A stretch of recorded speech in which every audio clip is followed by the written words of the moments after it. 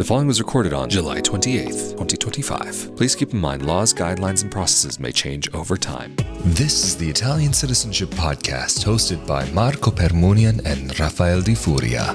Hello there, and welcome back to another episode of the Italian Citizenship Podcast, presented by ItaliancitizenshipAssistance.com. Of course, we are back at it again with Italian attorney Marco Permunian, and I am Rafael Di Furia. And in this episode of the Italian Citizenship Podcast, Marco and I wanted to talk about citizenship by residency for those who might have a parent or grandparent. Among the recent updates to the rules for Italian citizenship, this is actually something that was recently, you could almost say, improved, taking down the number of years required from 3 years to 2 years. And for those who might be interested in calling Italy home, this is a very interesting way to be able to get citizenship recognized while also being able to remain in the country during the process. So Marco, can you tell us a little bit more about this process and what's happened and what's recently changed? As you mentioned, the law that converted the Tajani decree into a regular law also made some changes to the process of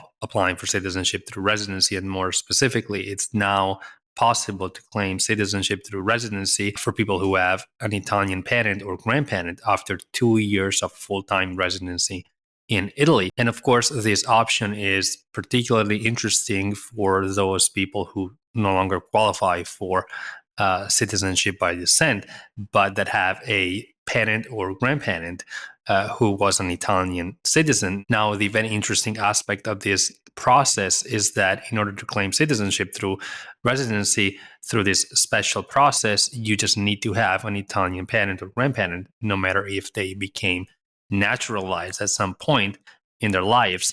So even if you have a grandparent who was naturalized as a minor, maybe so very early in their life, maybe through their own parents, you can still qualify for this process because the only requirement is that you have an Italian parent or grandparent. So this option can be very interesting for a lot of people, whether they already live in Italy or if they want to relocate to Italy to eventually claim citizenship. Well, thank you, Marco, for that overview. And of course, if somebody is wanting to actually move forward with the process, move their life to Italy, at least for some time, what would be the first steps that they would actually need to do to be able to make this a reality?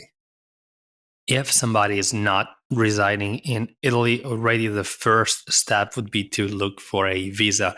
And as we mentioned in many other episodes, there are several visas that are made available by the Italian government to individuals who want to relocate to Italy. Unfortunately, there is no special visa for this type of situation, meaning that there is no visa that is made available by the government to those who just want to relocate with the purpose of acquiring citizenship through residency through this special process, which means that you need to apply for a normal visa that is available to anybody else. And the most popular visas are the retirement visa, the digital nomad visa, the student visa, and the investor visa. Those are visas that you can apply for through the local Italian consulate prior to relocating to Italy. And for the retirement visa, and of course, each visa has very specific requirements. For example, to qualify for the retirement visa, you need to have passive income, which needs to be equal to at least roughly 3,000 euros per month per person. And again, it needs to be passive income, so active income or savings don't really count. And for those who are interested in more information about the elective residency visa, they can watch the episode where we talk about the details of this kind of visa, which was released a while ago. The investor visa is a type of visa that was recently introduced by the Italian government, and that, of course, requires some sort of investment in the country. And there are basically 4 options. You can invest a minimum of 1 million euros if you are investing in a philanthropic initiative, or a minimum of 2 million euros if you are investing in government bonds. The student visa is another valid option, which allows those who want to enroll in an Italian school to reside in Italy while they attend school. And in this case, it's also possible to work for 20 hours a week while attending school. And finally, the digital nomad visa, which was recently introduced by the Italian government, is a visa that allows freelancers or remote workers to relocate to Italy.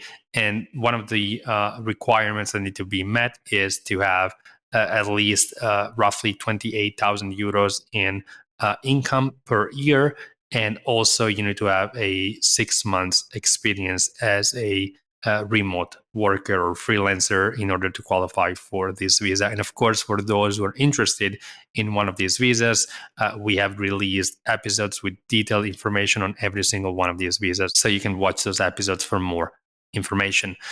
Once you have obtained your visa, you can relocate to Italy. But of course, it's necessary to have a lodging in Italy because you do need to become a full-time resident for 2 years while living in Italy on the visa in order to eventually apply for citizenship through residency. So it's very important to secure a lodging because that is also something that might be required in order to get one of the visas that we just described. So it might be advisable to actually look into lodging before you look into applying for a visa.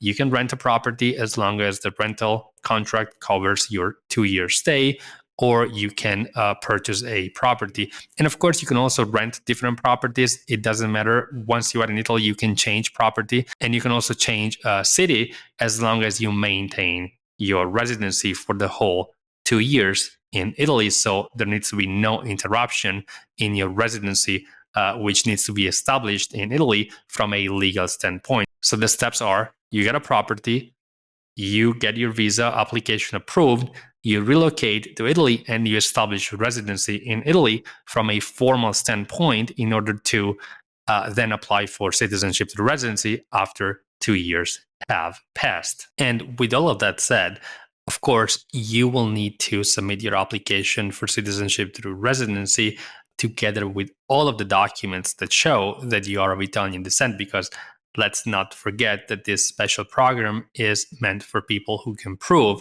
that they are of Italian descent up to the second degree, so up to a grandparent. So you will need to provide the Italian government with all of the documents that show your connection with an Italian parent or an Italian grandparent. And for those who didn't secure the documents prior to starting this whole process, maybe because they were already looking into applying for citizenship by descent when they realized that they didn't qualify, they can also use the time in Italy, so those 2 years, to work on gathering the documents to support their application. The documents that are required are birth certificates, marriage records, death certificates.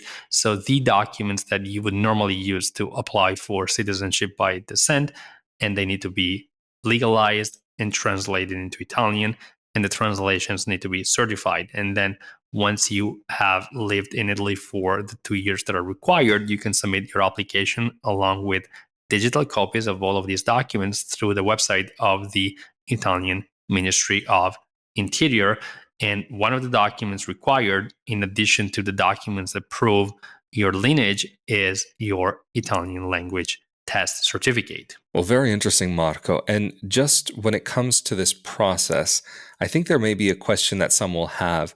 Is this something that starts immediately from when you are applying for your first visa and permesso di soggiorno to be able to actually come and reside in Italy? Is there some sort of special notification that you need to be able to give them, or something that you need to declare when you're going through this? Or does this process happen at a different point within this whole scenario? A lot of people have been asking us if there is some sort of notification that they need to give prior to relocating to Italy to let the Italian government know that they want to apply for citizenship through residency since they have Italian ancestors. But there's no direct connection between the actual citizenship application process, which can be initiated after 2 years of residency in Italy, and the type of visa that was obtained to relocate to Italy. There is, like I said before, no special visa for those who want to relocate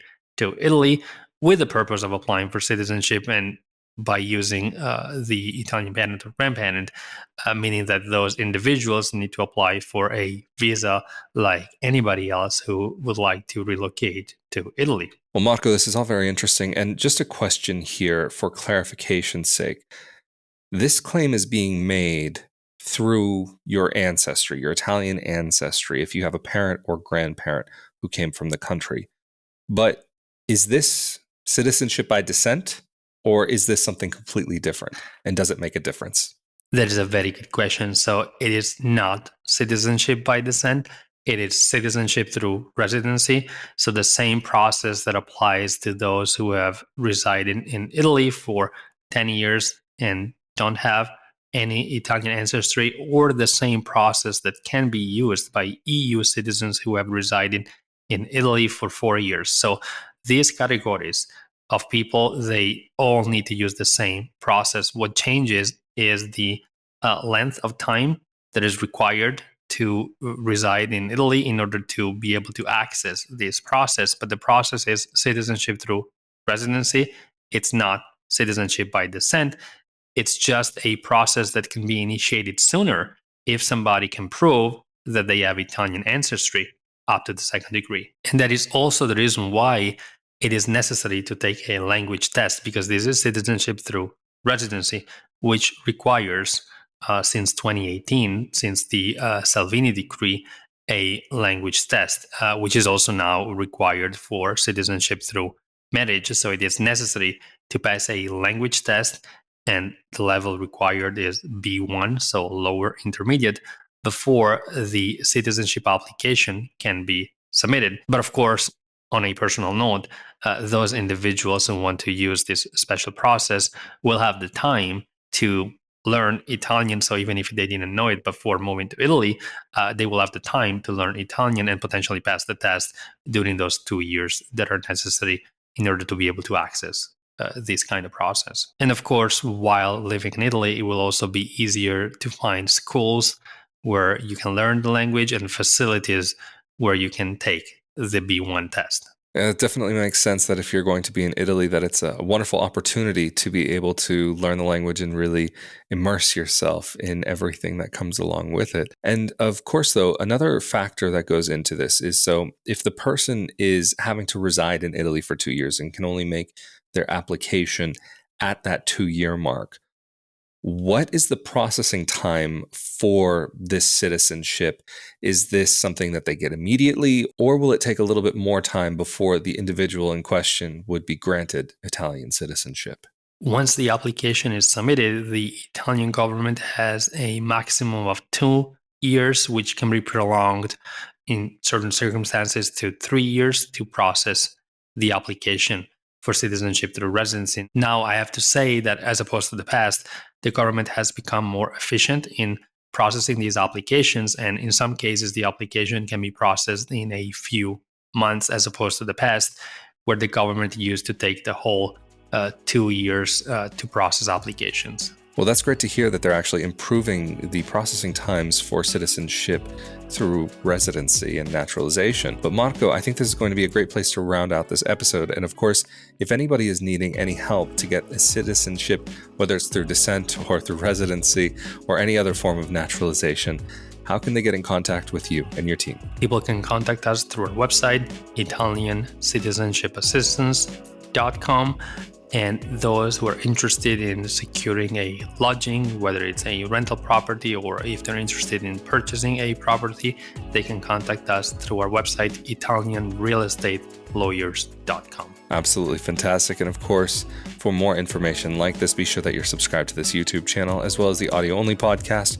But of course, if you're subscribed to this YouTube channel, that means you're not only subscribed to the Italian Citizenship Podcast, but also the Italian Real Estate Podcast, as well as episodes of Ask the Italian Lawyer, where we go into more detail about the laws and logistics of making Italy home.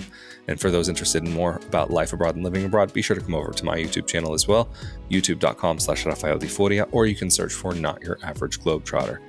Again, though, we have been here with Italian attorney Marco Permunian from ItalianCitizenshipAssistance.com. I'm Rafael Di Furia. Stay safe and healthy out there, and we will see you all next time. Thank you. Thank you.